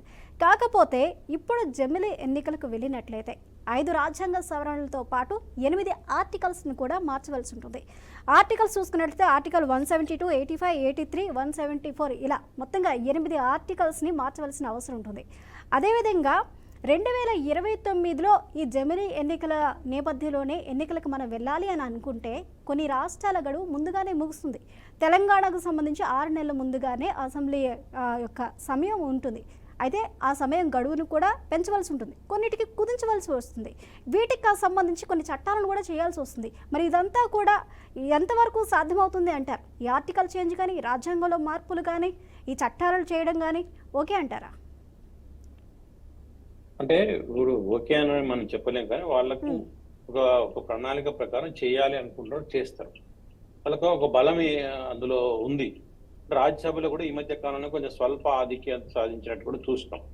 కాబట్టి వాళ్ళు ఒక ప్రజా వ్యతిరేకత వస్తే తప్ప ఇవాళ బీజేపీ ప్రభుత్వం ఆగేటువంటి పరిస్థితి కనిపించడం లేదు. ఇవన్నిటిని ఆలోచించే వాళ్ళు ఎప్పుడు చేయాలి అని ఇది ఒక 4 ఏళ్ల ముందే దీన్ని మొదలు పెడితే అప్పటికల్లా పూర్తవుతుంది అనేటువంటి ఒక అంచనాతోని రావడం జరిగింది. ఇది ఒక విధంగా మోడీ గారి ప్రభుత్వం వన్ నేషన్ పేరు మీద చేసినటువంటి అనేకమైనటువంటి నిర్ణయాలు ఏవి కూడా సక్సెస్ అయిన సందర్భాలు ఏం లేవు. వన్ నేషన్ వన్ ట్యాక్స్ అని చెప్పి జిఎస్టీని తీసుకొచ్చారు. దాని తర్వాత ఏం చెప్పిండ్రు, మొత్తం ధరలు తగ్గిపోతాయి అన్నారు. తగ్గలే కదా. అంటే వాళ్ళు ఒక సంచలనాత్మకమైన నిర్ణయాలను తీసుకోవడం ద్వారా దేశ ప్రజలను తమ వైపు మళ్లించుకోవాలి, దేశంలో ఉన్నటువంటి ప్రధాన సమస్యల మీద దృష్టి పడకుండా చేయాలనేటువంటి ధోరణే మొదటి నుంచి కనిపిస్తుంది. మీరు అనేక నిర్ణయాలు చూడవచ్చు. మీరు ఏది కూడా పూర్తిగా సైంటిఫిక్ గా అనేక పద్ధతులు ఆలోచించేట్లే. వాళ్ళకు ఉన్నటువంటి ఒక బ్యాక్ ఆఫీస్ అంటే వాళ్ళకు కొన్ని ఆర్గనైజేషన్స్ ఉన్నాయి కదా, అవి పనిచేస్తాయి, అవి తీసుకొస్తాయి, ఏ రోజు ఏది పెట్టాలి దాని ప్రకారం చేస్తున్న తర్వాత తప్ప ప్రజాబాహుళ్యంలో విస్తృతంగా చర్చ జరిగి దీంట్లో ప్లస్ ఇది మైనస్ ఇది అని చెప్పేసి ప్రజాభిప్రాయాలను క్రోడీకరించేటువంటి పద్ధతి లేదు. ఇంకొకటి ఏదైనా చేయాలనుకుంటే ప్రజాభిప్రాయం అంటే కూడా ఏం చేస్తారు, వెంటనే పెద్ద ఎత్తున కుప్పలు తెప్పలుగా సోషల్ మీడియా వేదికగా అనేక మార్గాల్లో సమాచారాన్ని కూడా ప్రజల మీద చొప్పించి వాటికి వెంటనే మీరు ఈమెయిల్స్ చేయండి, మెసేజ్లు పంపండి, అట్లా ఓటింగ్ లో పాల్గొనడానికి కూడా పెద్ద ఎత్తున చేస్తా ఉన్నారు. ఇప్పుడు కూడా మనకు సంబంధించి వక్ఫ్ బోర్డు సంబంధించి కూడా వాళ్ళు చేస్తూ ఉంటారు. అంటే ఒక ప్రజాస్వామ్యయుతమైన వైఖరితోటి బీజేపీ ప్రభుత్వం దీన్ని చేస్తుందంటే కాదు.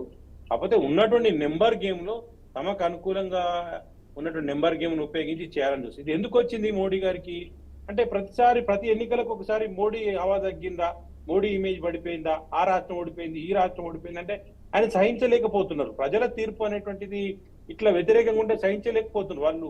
ఇప్పుడు కూడా మైనార్టీ ప్రభుత్వం అంటే యాక్చువల్ గా పూర్తి మెజారిటీ రాలేదు, ఎన్డీఏగా వచ్చింది తప్ప బీజేపీ పార్టీకి గతంలో ఉన్నటువంటి సొంత మెజారిటీ ఇప్పుడు లేదు, పడిపోయింది. దాన్ని వాళ్ళు ఆత్మవిమర్శ చేసుకోవట్లేదు. ఆత్మవిమర్శ చేసుకోకుండా మళ్ళీ ఉన్నటువంటి అన్ని కూడా సవరించడం అనేది నెంబర్ గేమ్ మీద డిపెండ్ అయి ఉంటది.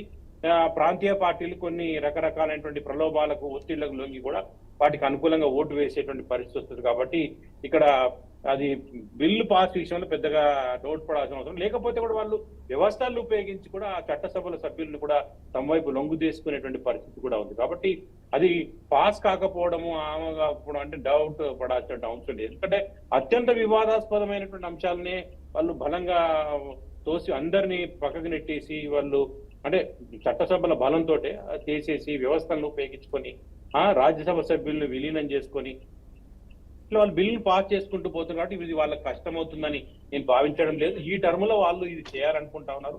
చేయడం ద్వారా దీని తర్వాత ఏం జరుగుతుంది అనేది కూడా ఆలోచించాలి. రేపు భవిష్యత్తులో రెండు పార్టీల వ్యవస్థకు కానీ లేదా అధ్యక్ష తరహా పాలనకు కానీ అన్నిటి కూడా బాటలు వేసుకోవడానికి బీజేపీ ప్రయత్నిస్తుంది. అది మోడీ చాలా స్ట్రాంగ్ గా వీలవుతున్నట్టు కనిపిస్తా ఉంది. అందుకో భాగంగానే ఈ రకమైనటువంటి చట్టాలను తీసుకొచ్చేటువంటి ప్రయత్నం చేస్తా ఉన్నారు. కానీ దాంట్లో అన్నటువంటి లోపాలను వాళ్ళు గుర్తించాల్సిన అవసరం ఉంది. అంటే బీజేపీ ప్రభుత్వం వచ్చినప్పటి నుంచి కూడా సెంటర్ స్ట్రాంగ్, స్టేట్స్ వీక్ చేస్తా ఉన్నారు. అంటే ఈ యొక్క ఫెడరల్ సిస్టమ్ ని దెబ్బతీసేటువంటి ప్రయత్నం జరుగుతుంది. రాష్ట్రాల హక్కులన్నింటి కూడా హరించి వేసేటువంటి ప్రయత్నం జిఎస్టీతోనే మొదలైంది. సరే, జిఎస్టీ ద్వారా అందరూ ఏం ఆశించిందంటే ఒకే రకమైన ట్యాక్స్ ఉండడం ద్వారా పన్నులు తగ్గుతాయి కావచ్చు అని ప్రజలు కూడా ఆశించారు. కానీ దానికి రిజల్ట్ రాలేదు. ఎప్పుడు కూడా వాళ్ళు ప్రజల ఎమోషన్స్ ను వాళ్ళు అడ్డం పెట్టుకుని రాజకీయం చేస్తున్నారు. కాబట్టి ఇప్పుడు కూడా అదే రకం చేస్తారు. ఇక మనకు డెవలప్మెంట్ కు పదే ఎన్నికలు జరగడం వల్ల అభివృద్ధికి ఆటంకం జరుగుతుంది. ఈ రాష్ట్రంలో ఎన్నికలు ఉంటే ఈ రాష్ట్రంలో ఎన్నికలు కూడా ఉండడం వల్ల ఈ పనులు చేయలేకపోతా ఉన్నామని చెప్తా ఉన్నారు. మరి అన్ని ఉన్నప్పుడు లేనప్పుడు ఏమైనా స్పష్టంగా చేయగలుగుతున్నా అంటే లేదు. రేపు కూడా అంతే. ఈ రాష్ట్రంలో ఏదైనా ఇప్పుడు వీళ్ళు ప్రజాస్వామ్యయుతంగా ఉన్నారని బీజేపీ నాయకులు చెప్పారు ఇప్పుడు మన డిబేట్ లో. మరి అట్లుంటే మరి ఎన్ని సరే ఇందిరాగాంధీ హయాంలో ప్రభుత్వాన్ని కూరు చేయొచ్చు, రాష్ట్రపతి వాళ్ళని పెట్టిన మాత్రం వాస్తవమే. కాదంటే దానికి ఫలితం ఆ పార్టీ అనుభవిస్తా ఉంది కదా. ఇవాళ అది అత్యంత అధమస్థాయికి పడిపోయి వాళ్ళు ఇబ్బంది పడతా ఉంది కదా. మళ్ళీ ప్రజలకు సమాధానం చెప్పుకోవాల్సిన పరిస్థితి ఏర్పడదు కదా. మరి ఇప్పుడు బీజేపీ ప్రభుత్వం ఏం చేస్తా ఉంది? ఇప్పుడు ఇంకొక రకమైనటువంటి కొత్త పద్ధతి, ఎమ్మెల్యేలను మొత్తం విలీనం చేసుకోవడం, రాష్ట్ర ప్రభుత్వాలను మార్చివేయడం. అంటే ఒక రకమైనటువంటి కొనుగోళ్లకు తెరలేపడం ద్వారా మార్చుకోవడం చేసింది. కాబట్టి ఇవాళ ఖచ్చితంగా బీజేపీ ప్రభుత్వం చేయాలనుకుంది, చేస్తుంది. కాకపోతే ఇప్పుడు దానికి కొంత ఇబ్బందికర పరిస్థితి. మరి మిగతా పార్టీలు అంటే మీ ఎన్డీఏలో ఉన్నటువంటి పూర్తిగా బీజేపీకి లేదు కాబట్టి మిగతా పార్టీలు కనుక వెనక్కి తగ్గితేనే ఈ బిల్లు ఇప్పుడు ఆగిపోయే అవకాశం ఉంది తప్ప మరొక అవకాశం లేదు. కాకపోతే వాటికి కొన్ని బలహీనతలు ఉన్నాయి. నితీష్ కుమార్ ఉన్నాడు. నితీష్ కుమార్ కొన్ని బలహీనతలు ఉన్నాయి. ఎందుకంటే ఆయన ఏ వయసు రీత్యా ఒకటి, అందులో పార్టీలో అంతర్గతంగా కూడా బీజేపీ అనుకూలమైనటువంటి వ్యక్తులు ఉన్నారు. అలాగే చంద్రబాబు నాయుడు గారు, చంద్రబాబు నాయుడుకు కూడా ఇంకొక రకమైనటువంటి థ్రెట్ ఉంది. ఒక పక్కన జనసేన అనేటువంటిది బీజేపీని వదిలే ప్రసక్తే ఉండదు. అలాగే చంద్రబాబు కూడా ఇప్పుడున్న పరిస్థితుల్లో తన రాష్ట్రం తప్ప అది ఎవరెక్కడన్నా పోని అనేది ఉంది. గత 5 ఏళ్ళుగా ఆయన యొక్క వైఖరి కూడా చూస్తున్నాం. ఎందుకంటే రైతు చట్టాల విషయంలో కానీ ఇంకా అనేక విషయాల్లో ఆయన స్పందన ఆ రకంగా ఉంది. కాబట్టి ఇప్పుడున్న పరిస్థితుల్లో ఆ రెండు పార్టీలు ప్రధానంగా ఉన్నటువంటి ఆ రెండు పార్టీలు వెనక్కి తగ్గితేనే ఇప్పుడు బీజేపీ ఆగేటువంటి అవకాశం ఉంది. ఎన్డీఏ కూటమి కూడా రాజ్యసభలో 119కి చేరిపోయింది. స్వల్ప ఆధిక్యం వచ్చింది. మళ్ళీ ఏమైనా రాష్ట్రాల్లో ఎన్నికలు వస్తే, మళ్ళీ ఏమైనా రాజ్యసభకు సంబంధించినటువంటి ఇంకో టర్మ్ ఎలక్షన్స్ వస్తే ఏమైనా మారిపోతుందేమో తెలియదు. కానీ దాంట్లో కొంత పెరిగినట్టుగా మనం చూస్తాం. కాబట్టి ఇప్పుడున్న పరిస్థితుల్లో అది వాళ్ళకు ఉంటుంది. ఇంకోటి రాష్ట్రాల్లో కూడా ఎక్కువ సంఖ్యలో రాష్ట్రాల్లో బీజేపీ ఆధీనంలో ఉన్నాయి కాబట్టి అది కూడా ఆటంకం కాకపోవచ్చు అనేటువంటిది కనిపిస్తా ఉంది. అయితే మొత్తం మీద లేకపోతే దేశం మొత్తానికి ఒక ఇష్యూ చేసి కూర్చోడు, రామ మందిరం లాగా లేకపోతే ఇంకో అంశం లాగా దీని ఒక దేశ సమస్యగా చిత్రీకరిస్తారు. ఒకవేళ బీజేపీ పార్టీకి చిత్తశుద్ధి ఉంటే, ఈ దేశ ప్రజల మీద చిత్తశుద్ధి ఉంటే ఇంతకంటే దారుణమైనటువంటి అంశాలు, అతిపెద్ద అంశాలు, దేశాన్ని పట్టిపీడిస్తున్నటువంటి అవినీతి అంశాలకు సంబంధించి కావచ్చు, లేకపోతే పెద్ద ఎత్తున నల్లధనం సంబంధించిన అంశాలు కావచ్చు, ఆ విషయంలో ఇంత బలంగా ఎందుకు పనిచేయట్లేదు అంటే వాళ్ళకి అది అవసరం లేదు. ఎందుకంటే Okay. దానికి వాళ్ళు వెన్నుదండగా ఉన్నటువంటి వ్యక్తులంతా కూడా బీజేపీకి సన్నిహితంగా ఉన్నారు కాబట్టి వాళ్ళు చేయరు అక్కడ. ఒక ఈడీకి సంబంధించిన అంశాలు కావచ్చు, ఏవైనా కావచ్చు. అంటే నల్లధనమో లేదా అవినీతో లేకపోతే పేదరికానికి సంబంధించో లేకపోతే ఒక వాటర్ ఇష్యూస్ వీధిలో ఇంత బలంగా నిర్ణయం తీసుకొని చట్టాలు చేసి ఉంటే బాగుండేది, దేశ సర్వతోముఖాభివృద్ధికి ఉపయోగపడేది. కానీ అట్లా చేయట్లేరు. కానీ వాళ్ళు కేవలం దేనికి ఎమోషన్స్ ను సంచలనాత్మకమైన అంశాలను మాత్రమే చేస్తా ఉన్నారు. ఇప్పుడు కూడా అదే సిఏఏ అయినా ఎన్ఆర్సీ అయినా ఆ నోట్ల రద్దు అయినా ఇంకే అంశమైనా ఇప్పుడు ఇది కూడా అదే అనేటువంటిది కూడా మనం ఆలోచించాల్సి ఉంటుంది. ఖచ్చితంగా బీజేపీ పార్టీ తన పంత నెగ్గించుకోవడానికి ప్రయత్నం చేస్తుంది. దీని ద్వారా భవిష్యత్తులో జరిగేటువంటి ఎన్నికల్లో లబ్ధి పొందాలనేటువంటి కూడా వాళ్ళు కూడా కనిపిస్తాం. ఓకే, జయసారథి గారు ఒక నిమిషం హోల్డ్ నుండి. కాంగ్రెస్ నేత ఎస్కే బాజీ గారు, ఈ జమిలీ ఎన్నికలు తీసుకురావడం వల్ల అనేకమైన ప్రయోజనాలు ఉన్నాయి అంటూ కూడా చెప్తున్నారు. ఇక కేంద్ర మంత్రి అశ్విని వైష్ణవ్ అయితే దేశవ్యాప్తంగా భారీ మద్దతు అనేది ఈ జమిలీ ఎన్నికలకి ఉంది అంటూ కూడా ఆయన చెప్పడం జరిగింది. అయితే దీనివల్ల ఆర్థిక వ్యయం తగ్గుతుంది, వనరులు సక్రమంగా ఉపయోగపడతాయి, అదేవిధంగా అభివృద్ధి కుంటూ పడకుండా ఎలక్షన్స్ వచ్చిన ప్రతిసారి ఎలక్షన్ కోడ్ రావటమో లేకపోతే ప్రచారాల్లో వెళ్ళటమో లేకపోతే అభివృద్ధి పనులు ఆగిపోవటమో లేకుండా సమపరలో జరుపుకుంటూ వెళ్ళిపోతాయని కూడా చెప్తున్నారు. ముఖ్యంగా చెప్పే అంశం ఏంటంటే బల్క్గా ఎమ్మెల్యేలు ఒక పార్టీ నుంచి మరొక పార్టీలోకి మారే అంశం ఏదైతే ఉందో అది చాలా వరకు తగ్గుతుంది, రాష్ట్రంలో పార్టీలు పడిపోయే అవకాశం కూడా తగ్గుతుంది అని చెప్తున్నారు.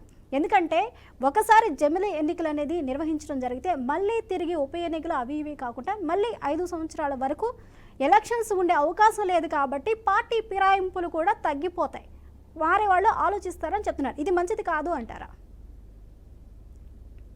కాదండి, ఇప్పుడు ఖర్చు గురించి మాట్లాడారు. మన దేశం యొక్క మొత్తం బడ్జెట్ 32.5 లక్షల కోట్లు, 40 లక్షల కోట్లకు చేరిందండి. అండి 39 లక్షల కోట్లకు చేరింది. 40 లక్షలు మన దేశంలో ఎలక్షన్ ఖర్చు అధికారికంగా చెప్పేది 4 నుంచి 6 వేల కోట్లు ఎంత చెప్తున్నారు. ఇంత పెద్ద బడ్జెట్ ఉన్న ఇన్కమ్ వస్తున్న ఈ దేశంలో 4,000 కోట్ల రూపాయలు ఎలక్షన్ కోసం ఖర్చు పెట్టడం అదొక పెద్ద ఖర్చా అండి? చెప్పండి. Point number 1. రెండో పాయింట్, ఇన్ని సంవత్సరాల నుంచి స్వాతంత్రం వచ్చిన తర్వాత 70 సంవత్సరాల కాలంలో ఇప్పటి వరకు కూడా సజావుగానే జరుగుతున్నాయి కదండి. ఎన్నికలు సజావుగానే జరుగుతున్నాయి, సజావుగానే పరిపాలనలు సాగుతున్నాయి. ఎక్కడ ఎటువంటి ఆటంకం లేదు. పరిపాలనలో కాలం వేస్ట్ అవుతుంది, సమయం వేస్ట్ అవుతుంది, ఎలక్షన్స్ మొదలుతుంది అంటున్నారు. ఏ రకంగా పరిపాలన ఆగిందండి? ఎప్పుడు ఆగింది? ఇదంతా కేవలం సాకు మాత్రమే. ఇందాక మన జర్నలిస్ట్ మిత్రుడు చెప్పినట్టు కేవలం బీజేపీ తన పంతాన్ని నెక్కించుకోవడం. ఒక బాద్షా, పూర్వకాలంలో బాద్షా ఉండేవాడు, సామంతరాజులు ఉండేవాడు. సామంతరాజులు పోయి జీ హుజూర్ అని చేతులు కట్టుకొని ఆ బాద్షా ముందు కప్పం కట్టి వచ్చి పరిపాలన చేసుకునేవాడు. ఇవాళ రాష్ట్రాల పరిస్థితి ఆ రకంగా ఉంది ఈ బీజేపీ గవర్నమెంట్, మోడీ గారి విధానంలో. దీన్ని ఇంకా అదే పందాలు తీసుకెళ్లి రాష్ట్రాలని నిర్వీర్యం చేయాలన్నది మోడీ గారి యొక్క పన్నాగం, బీజేపీ పన్నాగం. కాంగ్రెస్ పార్టీ ఆ కోణంలోనే చూస్తుంది. ఇంకొక పాయింట్ ఏంటంటే, మన యాక్చువల్గా సమాఖ్య యొక్క స్ఫూర్తికే విరుద్ధం. అట్లాగే మన ఎన్నికలు స్వేచ్ఛగా ప్రజలు ఓటు వేయడానికి, పార్టీలు స్వేచ్ఛగా ఎన్నికల్లో పాల్గొనడానికి, అట్లాగే ప్రజాప్రతినిధుల్ని స్వేచ్ఛగా ఎన్నుకోవడానికి కల్పించబడిన హక్కు మన రాజ్యాంగంలో బ్యూటీ ఆఫ్ అవర్ కాన్స్టిట్యున్సీ, మన ప్రజాస్వామ్యం యొక్క అందం అది. అలాంటి దాన్ని మోడీ ఏంటంటే తన యొక్క చతురతతోటి కుటిల పన్నాగాలతోటి ఈ సమాఖ్య స్ఫూర్తిని, ప్రజాస్వామ్య స్ఫూర్తిని నాశనం చేయాలని చెప్పి సంకల్పంతో ఇవన్నీ చేస్తున్నారు. ఇందాక బీజేపీ మిత్రులు మాట్లాడుతూ బీజేపీ ఏ రాష్ట్ర ప్రభుత్వాన్ని ఏమి చేయలేదు మేము అంటున్నారు. ఎన్నో ఉదంతాలు ఉన్నాయండి. రాష్ట్ర ప్రభుత్వాన్ని కబళించేయడం, కూల్చివేయడం, ఎమ్మెల్యేలను అటు ఇటు బెదిరించి లోబరుచుకోవడం, ఇలాంటివి చాలా చేశారు బీజేపీ గవర్నమెంట్. బీజేపీ హయాంలో గడిచిన 10 సంవత్సరాలలో మనం చూసాం.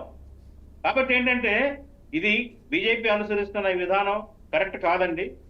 ఏదైతే ఈ జమిలీ ఎన్నికల విధానం కేవలం ఏంటంటే ఒక గుత్తాధిపత్యంతో నిరంకుశత్వంగా ఈ దేశాన్ని మొత్తాన్ని కబంధ హస్తాల్లో ఉంచుకొని పరిపాలించాలన్న ఒక కుటిల పన్నాగం మాత్రమే అని చెప్పేసి మేము తప్పకుండా చెప్తాము.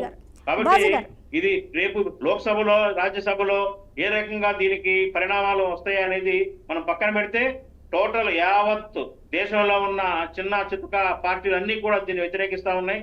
ఖచ్చితంగా దీన్ని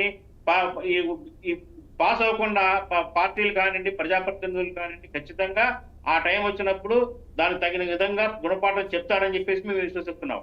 ఓకే బాజీ గారు, ఒక నిమిషం హోలో నుండి సత్యం గారు, 2026లో నియోజకవర్గ పునర్విభజన చేయాల్సి ఉంది. ఈ నేపథ్యంలోనే ఎంపీ సీట్లు పెంచడం కానీ జరుగుతుంది. అయితే దీనికి సంబంధించి జనగణన కానీ కులగణన కానీ చేయాల్సి ఉంటుంది. ఇవన్నీ కూడా జరగకుండా ఇమీడియట్గా 2029లో ఇవన్నీ పాసిబిలిటీ అన్న మరొక విషయం, మన ఓటర్స్ వైపు నుంచి కూడా ఆలోచించాలి. ఇప్పుడు పంచాయతీ ఓటింగ్ దగ్గర నుంచి పార్లమెంటు వరకు ఒకేసారి వన్ నేషన్ వన్ ఎలక్షన్ అనే నేపథ్యంలో కేంద్ర ప్రభుత్వం నిర్ణయం తీసుకుంది. కానీ ఇప్పుడు పంచాయతీలకు ఒకసారి, అసెంబ్లీకి ఒకసారి, పార్లమెంటుకు ఒకసారి ఇన్నిసార్లు ఓటింగ్ వేయడానికి మరి ప్రజలు కూడా సానుకూలంగా ఉన్నారు కదా, వారు కూడా ఇబ్బందే కదా. ఇతర దేశాల నుంచి ఓటింగ్ వేసే వాళ్ళు ఉంటారు, పక్క రాష్ట్రాల నుంచి వచ్చి ఓటింగ్ వేసే వాళ్ళు ఉంటారు. మరి ప్రజల ఇబ్బందిని కూడా కన్సిడర్ చేయవలసిన అవసరం ఉంది అంటారా లేదా అంటారా? ప్రజలకు ఇబ్బందిగా ఉంటే ఓటింగ్ శాతం పార్లమెంటుకు 70% ఉంటే అసెంబ్లీకి పోలింగ్ శాతం 60% ఉండాలి. లోకల్ బాడీ ఎలక్షన్లకు 50% ఉండాలి. ప్రజలకు ఎలక్షన్లు ఇష్టం లేకపోతే పార్లమెంట్ 70% ఉంటే అసెంబ్లీకి 80% ఉంటుంది, అసెంబ్లీకి 80% ఉంటే లోకల్ బాడీ ఎలక్షన్లో 90% ఉంటుంది ఓటింగ్. కాబట్టి ప్రజలకు ఇష్టం ఉన్నట్టా లేనట్టా? ప్రజలకు ఇష్టం ఉండే పాల్గొంటున్నారు. ఇది ఒక అంశం. రెండవది నేనేమంటానంటే సింగిల్ స్టేట్మెంటు, ఈ జమిలీ ఎన్నికలు అనేవి దీర్ఘకాలంలో అధ్యక్ష తరహా పాలనకు తొలిమెట్టు అంట నేను దానికి కావాల్సింది. ఎందుకంటే వాళ్ళకు ఇప్పటికే అధ్యక్ష తరహా పాలన టైపులో కొన్ని వ్యవహారాలు చేశారు. నెంబర్ 1, ఎలక్షన్ కమిషన్ నియమించడంలో ప్రధాన న్యాయమూర్తి, అపోజిషన్ నాయకుడు, ప్రధానమంత్రి, ఆ తర్వాత ప్రధాన న్యాయమూర్తి, ముగ్గురు సభ్యులు. ఇప్పుడు ప్రధాన న్యాయమూర్తిని తీసేసి ఒక కేంద్ర మంత్రిని పెట్టుకున్నారు. ఇది డెమోక్రసీ? ఇది ఎలక్షన్ కమిషన్ స్వతంత్రంగా పనిచేయడానికి ఉపయోగపడే చర్యనా? మేమంతా డెమోక్రసీ అంటున్నారు కదా, ఇది సాధ్యమేనా? అసలు సెషన్ ఒక్కడున్నప్పుడు, సెషన్ పోయిన తర్వాత మరొకసారి ఒక్కరిని నియమిద్దాం అనుకున్నప్పుడే ఈ దేశంలో అన్ని రాజకీయ పార్టీలు చర్చించి సెషన్ లాగా ధైర్యం గలవాడు, సెషన్ లాగా నిజాయితీపరుడు, ఉండాల్సిన అవసరం లేదు. కాబట్టి ముగ్గురుతోటి ఎలక్షన్ కమిషన్ ఉండాలని ఒక కన్సెన్సస్ వచ్చి ముగ్గురుతోటి ఎలక్షన్ కమిషన్ పెట్టారు. ఇట్లనే కాన్సంట్రేషన్ పెంచడానికి జిఎస్టీలో ఇప్పుడు ఈ సంవత్సరం 1,00,000 కోట్లు అధికంగా వచ్చినాయి. అది కేంద్ర చేతుల్లోకి పోయినాయి. రిజర్వ్ బ్యాంకు డివిడెండ్ ఇస్తే 2,00,000 కోట్లు అవి కేంద్ర చేతుల్లోకి పోయినాయి. అన్ని కేంద్ర చేతుల్లో పోతున్నాయి. ఇవాళ అధికార వాటా 41%, పనులు ఇవ్వాలన్నా 31-32% ఇస్తున్నారు. అవి కేంద్రం చేతుల్లోకి పోతున్నాయి. రాష్ట్రాలన్నీ మున్సిపాలిటీలు స్థాయిలో. ఇది మూడో విషయం. ఒక్క మాట, ఈ మూడో విషయం. కాబట్టి అన్నిటి కేంద్రం చేతుల్లో తీసుకొచ్చి చివరికి అది రాష్ట్ర అధ్యక్ష పాలనే బాగుండు అని రాజకీయ పార్టీలు, చిన్న పార్టీలు, ప్రజలు అనుకునే విధంగా ఇవాళ ప్రాసెస్ నడుస్తుంది. కాబట్టి ఇది లాంగ్ రన్లో మనకు భిన్న జాతులు కలిసి ఉన్నటువంటి ఈ దేశానికి ఇది అరిష్టం. డెమోక్రసీకి సస్టైనబిలిటీ లేకుండా చేసేందుకు ఉపయోగపడతాయి. కాబట్టి నేషనల్ ఇంటిగ్రిటీకి దెబ్బ. ఈ మార్గాన్ని మార్చుకుంటే మంచిది. ఓకే, రైట్ అండి, right. Thank you so much అందర్ సత్యం గారు. అలాగే ఈ డిబేట్లో పాల్గొన్న బీజేపీ నేత బాజీ గారికి, అలాగే కాంగ్రెస్ నేత ఎస్కే బాజీ గారికి, అలాగే సీనియర్ జర్నలిస్ట్ జయసారథి గారికి ధన్యవాదాలండి. రైట్, చూస్తూనే ఉన్నాం కదా, కేంద్ర కేబినెట్ కీలక నిర్ణయం తీసుకుంది. జమిలీ ఎన్నికలకు సంబంధించి గ్రీన్ సిగ్నల్ ఇవ్వడం జరిగింది. రాబోయే శీతాకాల సమావేశంలో ఈ బిల్లు ప్రవేశపెట్టి 2029 నాటికి జమిలీ పద్ధతిలోనే ఎలక్షన్స్ నిర్వహించవలసిందిగా క్రియాశీలకంగా ముందుకు జరుగుతుంది, వడివడిగా అడుగులు వేస్తుంది అని చెప్పడంలో ఎలాంటి సందేహం లేదు. మరి ఈ బిల్లు ఎంతవరకు పాస్ అవుతుంది, విపక్షాలు ఎంతవరకు వ్యతిరేకిస్తాయి, ఖచ్చితంగా ఈ బిల్లు పాస్ అయ్యి 2029 నాటికి జమిలీ ఎన్నికలు జరుగుతాయా లేదా అన్నది చూడాలి. ఇది ఇవాల్టి ఫర్ ద పీపుల్.